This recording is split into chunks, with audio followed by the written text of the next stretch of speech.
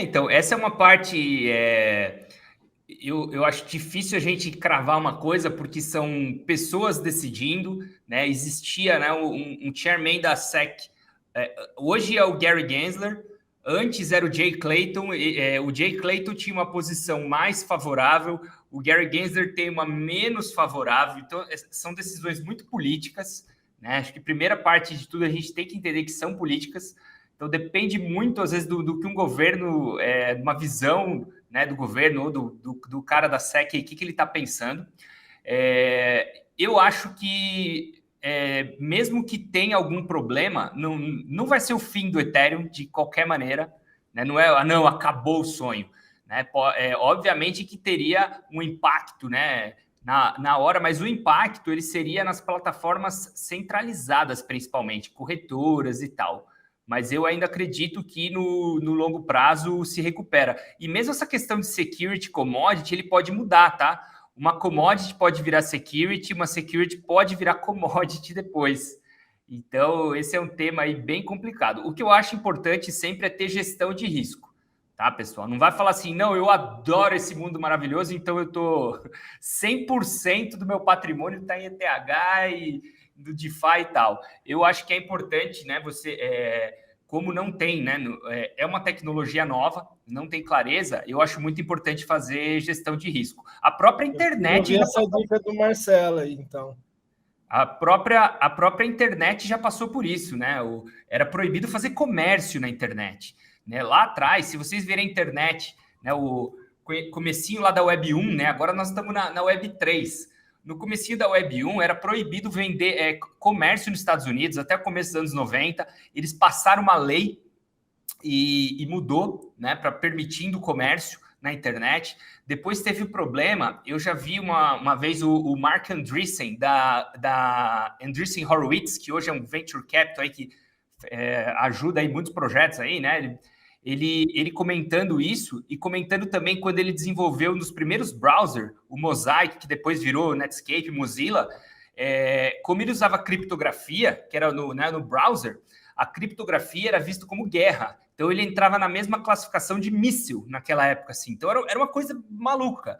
Então, se a gente tivesse lá naquela época tendo essa discussão, seria muito parecido também, né? Ah, mas é proibir, não pode e tal.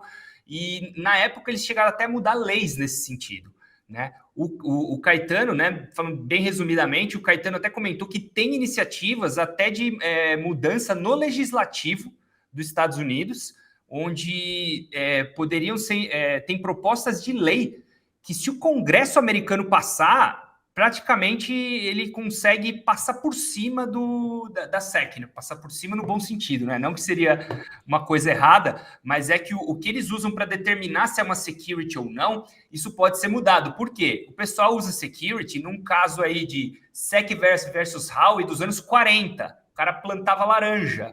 Agora o mundo mudou, então...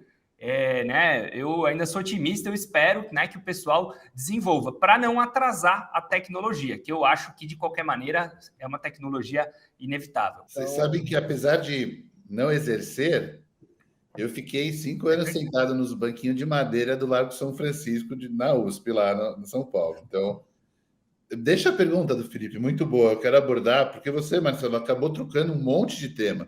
Você tocou na questão de risco, de portfólio, você tocou nos temas que estão mais em voga, tanto na perspectiva de usuário, de quem lê na ponta, e também questões que o Caetano abordou em N prismas.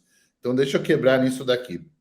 Deixa até corroborando você, eu não sou da área, eu estou dando minha opinião de engenheiro eletrônico, tá, pessoal? Então, o Daniel é formado em Direito, então, até já sendo humilde aqui, com certeza ele tem muito mais... Eu estou dando minha opinião de marqueteiro, para mim security foi um termo que inventaram de marketing aí para acabar com o sonho da população de ganhar dinheiro, mas vamos lá, Daniel. Nunca assinei um contrato como advogado de alguém, com a graça de Deus, mas eu estudei essa porcaria.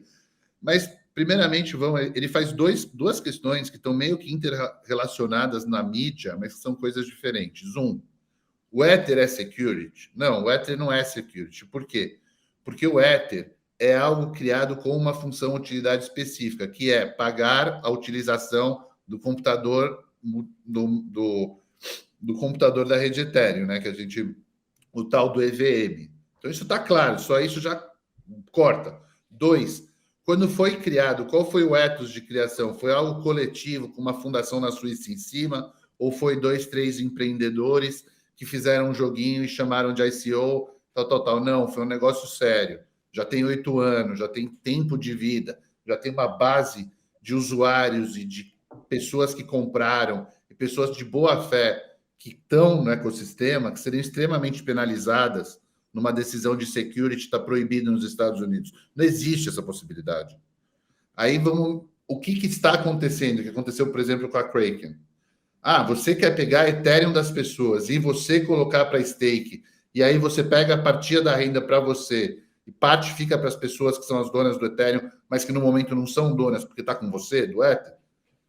Isso aí é security, isso aí é um contrato de investimento, isso aí tem uma legislação específica. É outra discussão. E possivelmente a resposta é sim. No caso de provedores de serviço, como eles vão se adaptar às leis americanas, eu não tenho a mais puta ideia de como é que é a CVM deles para isso. Mas são coisas diferentes, entendeu? Você tem o seu computador lá ali, você subiu o seu próprio Node e você está fazendo um negócio, o que a SEC tem a ver com isso? Não vai, e não consegue. É um pouco daquele meme. Sabe aquele meme lá, vamos proibir? Esse é da época do Bitcoin. Vamos proibir o Bitcoin. É uma cerquinha que é só a porta, não tem cerca dos lados. Aquela cerquinha branca, sem nada dos lados. Tipo, como é que você proíbe uma rede descentralizada? Não tem como. Não é viável. Essa narrativa é a mesma narrativa que falavam que os Estados Unidos ia proibir o Bitcoin. Em 2016, 2017, falavam a mesma coisa.